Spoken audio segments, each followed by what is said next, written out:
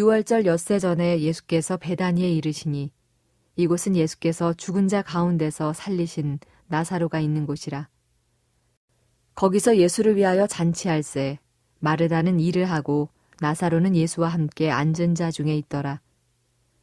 마리아는 지극히 비싼 향유 곧 순전한 나드 한 근을 가져다가 예수의 발에 붓고 자기 머리털로 그의 발을 닦으니 향유 냄새가 집에 가득하더라.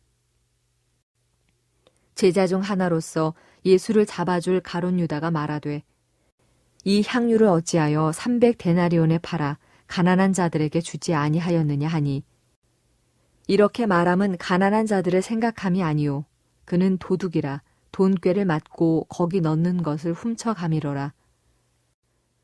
예수께서 이르시되 그를 가만두어 나의 장례할 날을 위하여 그것을 간직하게 하라.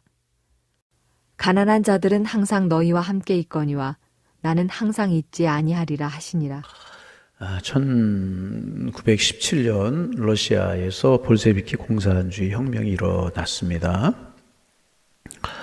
이 혁명으로 이제 많은 무수한 사람들이 숙청을 당하거나 죽임을 당하거나 숙청을 당해서 죽임을 당하거나 아니면 시베리아 강제 노동소로 끌려갔습니다.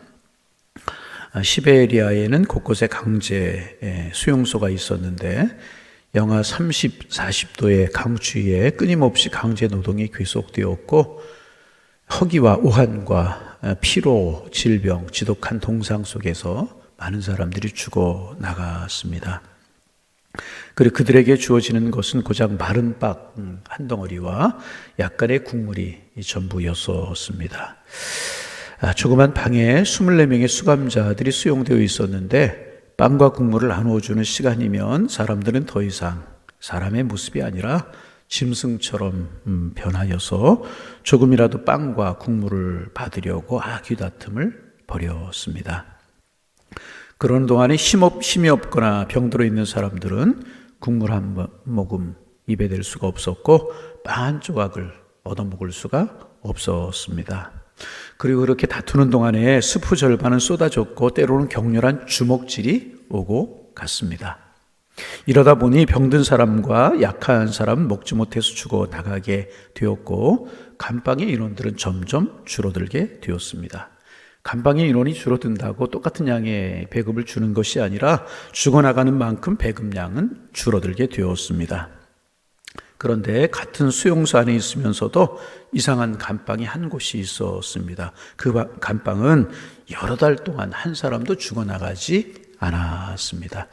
이 감방이 다른 감방에 비해서 무엇이 달랐는가 하면 그 감방 안에는 반혁명주의자라고 불렸던 반혁명주의자로 몰려 수감된 러시아 정교의 한 사제가 이제 있었습니다. 그 방도 처음에는 다른 감방들처럼 지옥과 같았습니다. 그런데 어느 날부터인지 이 사제가 빵을 받으면 자기가 먹지 않고 옆 사람에게 주었습니다. 국물과 스프도 다른 사람에게 나눠 주었습니다. 사람들은 그것을 보고 깜짝 놀랐습니다. 어떻게 이 와중에서 자기 입으로 빵과 국물을 가져가지 아니하고 옆 사람에게 줄 수 있다는 말인가? 그것이 하루 이틀이 아니라 계속되자 사람들의 마음속에 잔잔한 파문이 일기 시작했습니다. 이 사제는 병들어 누워있는 사람이 있으면 자기의 빵을 가지고 가서 조금씩 떼어 먹여주려고 애를 썼고 자기가 받은 국물을 병든 사람의 입에 흘려 넣으려고 애를 쓰는 것을 다른 동료들이 보게 되었습니다. 그러면서 망가졌던 그들의 인간성이 회복이 되고 서서히 소리 없는 혁명이 그 방에서 일어나기 시작을 했습니다. 그 혁명은 사랑의 혁명이었던 것입니다. 그리고 언제부터인가 사람들은 빵을 얻으면 자기 입에 넣는 것이 아니라 옆 사람에게 건네 주었습니다.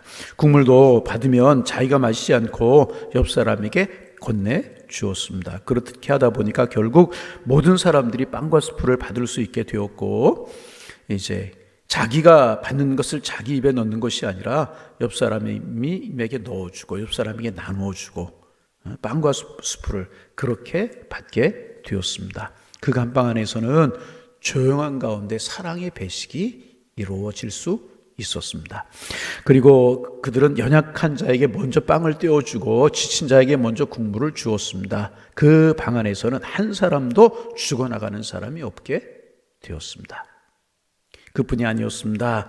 하루 종일 강제 노동에 시달리다가 언 몸으로 들어오면 방 안에 있는 사람들이 자기의 치온으로 덮여진 옷을 벗어서 추위에 떨다 들어온 사람들의 몸에 덮어주고 서로 몸을 문질러 주면서 몸을 녹여주게 되었습니다. 그리고 새벽녘 먼동이 밝아 올쯤이 되면 사제는 하루도 빠짐없이 같은 말씀을, 성경 말씀을 읽어 주었습니다. 누가 우리를 그리스도의 사랑에서 끊으리요. 환난이나 공고나 핍박이나 기근이나 적신이나 위협이랴 칼이랴 기록된 바 우리가 종일 주를 위하여 죽임을 당하게 되며 도사를 양같이 여김을 받았나이다 함과 같으니라. 내가 확신하노니 사망이나 생명이나 권세자들이나 천사들이나 현재이나 장래일이나 능력이나 높음이나 깊음이나 다른 아무 피조물이라도 우리를 그리스도 예수 안에 있는 하나님의 사랑에서 끊을 수 없으리라. 이 말씀을 매일같이 읽어 주었습니다. 사람들은 이 말씀을 들으면서 오늘 어떻게 빵 한 조각을 더 먹고 오늘 어떻게 하면 내 동료들을 어떻게 하면 국물을 조금 더 마실 수 있을까 하는 생각을 하기보다는 오늘 어떻게 하면 내 동료들을 조금이라도 위로할 수 있을까 하는 생각을 하면서 하루를 살아갈 수 있었습니다. 그리고 그 방에서는 점점점 변화가 일기 시작했습니다. 그 방은 기적의 방이 되었고 사랑의 방이 되었고 한 사람도 죽어나가지 않는 생명의 방이 되었습니다. 모든 조건과 모든 상황이 똑같았지만 벽 하나 사이를 두고 그 방은 천국이 되게 되었다는 것입니다. 여러분 얼마나 감동적인 이야기인 것입니까? 세상 사람들은요 나름대로 자기의 기준과 목적을 가지고 살아갑니다. 어떤 사람은 돈을 목적을 삼아 살아갑니다. 돈 되는 일이라고 하면 명예, 권세 따위는 아랑곳하지 않습니다. 체면, 다른 사람들의 배려 이런 거 없습니다. 돈 되는 일이라고 하면 다 버리고 물질을 위해 돈을 위하여 쫓아갑니다. 그런가 하면 어떤 사람 반대로 명예를 위해 살아갑니다. 명예를 얻는 일이라고 하면 돈, 체면 아랑곳하지 않습니다. 그런가 하면 어떤 사람은 권력을 기준으로 살아가고요. 또 어떤 사람은 지식을 기준으로 살아갑니다. 나름대로 자기의 기준을 가지고 살아간다는 것입니다. 그런데 여러분, 오늘 우리가 읽은 본문에 보면 그런 기준과는 색다른 기준을 우리에게 제시해주고 있습니다. 그 기준은 다른 것이 아니라 사랑이라고 하는 기준이었습니다. 사랑이라고 하는 기준으로 움직이는 한 여인을 만나게 되는 것입니다. 잘 아는 이야기, 마리아, 자기가 가지고 있는 가장 소중한 옥합을 깨뜨렸습니다. 그리고 예수님의 발에 붓고 자기의 머리털로 예수님의 발을 닦아 드렸습니다. 무엇 때문이었습니까? 그렇게 함으로 무슨 명예를 얻고, 그렇게 함으로 무슨 권세를 얻고, 그렇게 함으로 무슨 지식을 얻고, 그렇게 함으로 자기에게 돌아올 무슨 유익이 있었기 때문에 마리아가 그렇게 한 것입니까? 아닙니다. 마리아가 그렇게 한 이유는 딱 한 가지뿐이 없습니다. 예수님을 사랑하는 사랑 때문에. 예수님을 사랑하는 사랑 때문에. 여러분, 마리아가 그렇게 옥합을 깨뜨려서 예수님의 발에 붓는다고 자기에게 돌아올 유익이 조금이라도 있었습니까? 그렇지 않아요. 여러분, 사랑은 이런 것이라 따지지 않아요. 계산하지 않아요.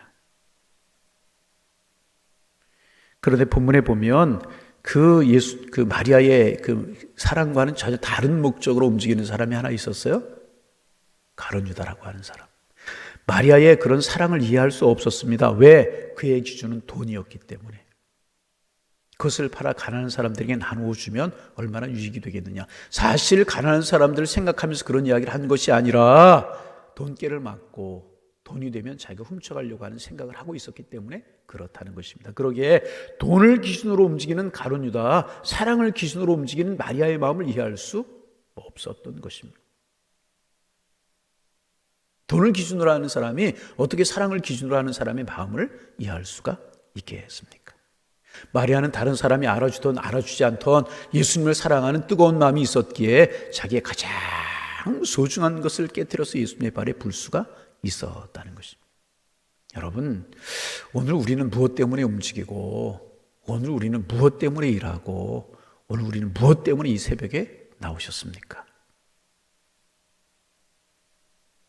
주님을 사랑하는 사랑 때문에 다른 사람 이해하지 못할지라도 그 말을 하고 그 행동을 하고 그 움직임을 할 수 있는 우리만 될 수 있다면 얼마나 복이 되겠습니까?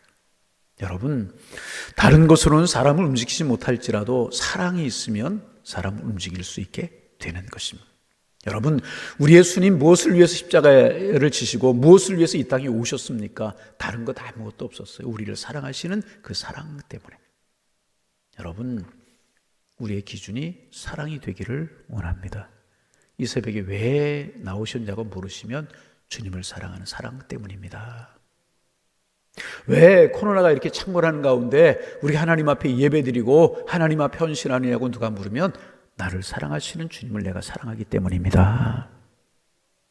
왜 추운 날 주차장에 서서 봉사하고 다른 사람이 하지 않는 일을 하냐고 내가 묻는다면 나를 사랑하시는 그 주님의 사랑이 귀하기 때문입니다.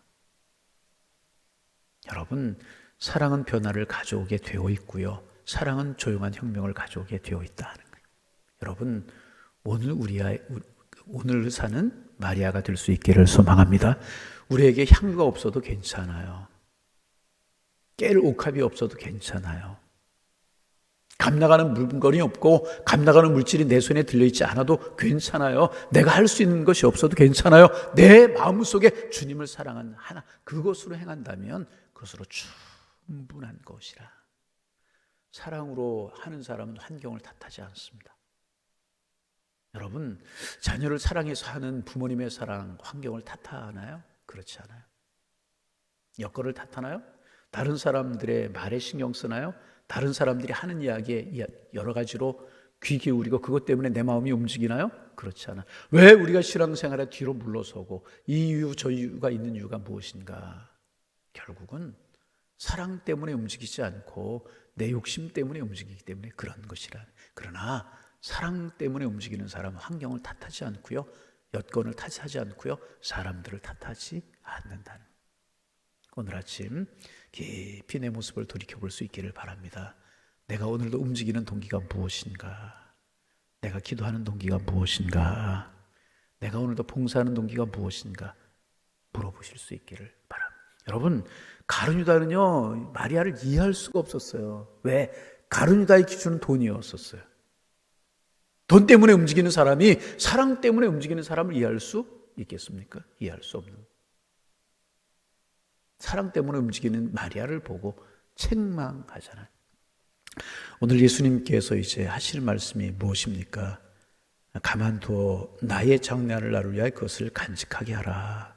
가난한 자들 항상 너희와 함께 있거니와 난 항상 있지 아니하리라. 그러면서 마리아의 행동을 칭찬하셨습니다. 여러분, 우리가 신앙생활하는 동기가 나를 사랑하시는 그 예수님을 사랑하는 동기가 되기를 원합니다. 교회에서 봉사하는 일이 있어요. 맡은 직분이 있으십니까? 왜 맡은 직분을 맡아서 일을 하고 왜 봉사하느냐고 물으시면 여러분 뭐라고 대답하시겠습니까? 내가 주님을 사랑하기 때문입니다. 왜 그렇게 말하냐고 물으면 사랑하기 때문입니다. 사랑이 동기가 되기를 소망합니다. 그 시베리아 벌판에 있는 수용소에서 조용한 혁명, 사랑의 혁명, 생명의 혁명, 천국의 혁명이 이루어졌던 것처럼 오늘 내가 살아가는 삶의 자리에서 내가 사랑으로 행하면 우리의 주변에도요 조용한 혁명이 일어나게 될 것이라. 혁명의 주인공으로 살아가는 하나님의 사람들 다 되실 수 있기를 주님의 이름으로 축원합니다. 기도하겠습니다. 하나님, 새날 주셔서 감사합니다. 주를 바라보며 살게 하시고 주님의 사랑이 나를 감동시켜 나도 그 사랑으로 살게 하여 주옵소서. 주님을 사랑하게 하시고 주님을 사랑하는 그 마음으로 가족 사랑하게 하시고 성도들 사랑하게 하시고 이웃 사랑할 수 있도록 축복하여 주옵소서. 마리아가 향유를 예수님의 발에 쏟는다고 그에게 돌아올 유익이 아무것도 없었지만 오직 주님을 사랑하는 동기 하나로 값비싼 향유를 예수님의 발에 붓고 머리털로 머리카락으로 예수님의 발을 씻겼던 것처럼 오늘 왜 그 일을 하냐고 묻는다면, 왜 그 봉사를 하냐고 묻는다면, 왜 기도하냐고 묻는다면 내가 주님을 사랑하기 때문입니다. 그런 고백이 저희들의 고백이 될 수 있도록 축복하여 주옵소서. 우리가 있는 곳에 조용한 혁명이 일어나게 하시고 우리가 있는 곳에 사랑과 생명의 혁명이 일어나게 도와주셔서 아름다운 축복이 있을 수 있도록 주님이여 축복하여 주옵소서. 주님, 간절한 마음으로 기도합니다. 우리의 마음속에 주님을 사랑한 뜨거운 열정이 더욱더 살아나게 주님 인도하여 주셔서 하나님, 정말 주께서 우리 함께 하심이 느껴지고 주님의 사랑이 감동되어 감격으로 살아갈 수 있는 저희가 되게 하셔서 여건도 환경도 삶의 어려운 모습들을 능히 이겨낼 수 있는 하나님의 사람들 다 되게 도와주옵소서. 이 한 주간 또 시작이 되었는데 우리 양일의 성도님들 어느 곳에 있든지 불말과 행복으로 지켜주셔서 평안하고 복된 한 주간이 되게 하시고 하나님, 수고하고 애쓰는 열매가 있게 하시고 거두는 것이 있게 하셔서 하나님, 수고한 대로 거두는 풍성함도 있을 수 있도록 주님 지켜주옵소서. 우리 코로나 바이러스가 창궐하지만 하나님이 지켜주시고 붙들어 주셔서 우리 양일의 권속들 어려움 당하지 않도록 지켜주시고 하나님의 사랑을 볼 수 있도록 주님이여 축복하여 주옵소서. 간절한 마음으로 기도합니다. 이제 하나님, 이제 이 땅 새롭게 하여 주옵소서. 하나님, 우리 마음껏 주님 주신 축복 누리며 살아갈 수 있도록 은혜로 인도하여 주옵소서. 이 나라의 민족을 위해서 기도합니다. 하나님 두려워하고 하나님 앞에 무릎을 꿇고 겸손한 이 나라 이 민족 되게 도와주시고 유정자들로부터 어린아이에 이르기까지 하나님 사랑하고 하나님 두려워할 줄 아는 이 민족 되게 하셔서 하나님의 공의와 정의가 이 민족에게 드러날 수 있도록 축복하여 주옵소서. 젊은이들이 꿈을 가지며 젊은이들이 내일을 위해 달려갈 수 있는 아름다운 환경이 마련될 수 있는 이 나라의 민족이 될 수 있도록 도와주시고 불신과 원망과 부조리, 불평 이런 것들이 난무하는 사회가 되지 않게 하시고 사랑, 축복, 감사, 겸손, 서로 섬김이 하나님 참으로 그런 섬김으로 하나가 되는 사회가 될 수 있도록 인도하여 주셔서 아름답고 밝고 기쁜 아름다운 인생들을 살아갈 수 있는 사람들이 될 수 있도록 주님이여 축복하여 주옵소서. 이제 대통령을 뽑는 대선이 하나님 한 달도 남지 않았는데 하나님 아버지 정말 백성들의 마음속에 우리들의 마음속에 바르게 선택할 수 있는 마음을 주께서 허락하시고 하나님 나라와 민족을 위해 기도할 수 있는 저희들 될 수 있도록 주님 축복하여 주시고 하나님의 사람들 깨워서 이 나라의 민족을 위해서 기도할 수 있는 저희가 될 수 있도록 주님 축복하여 주옵소서.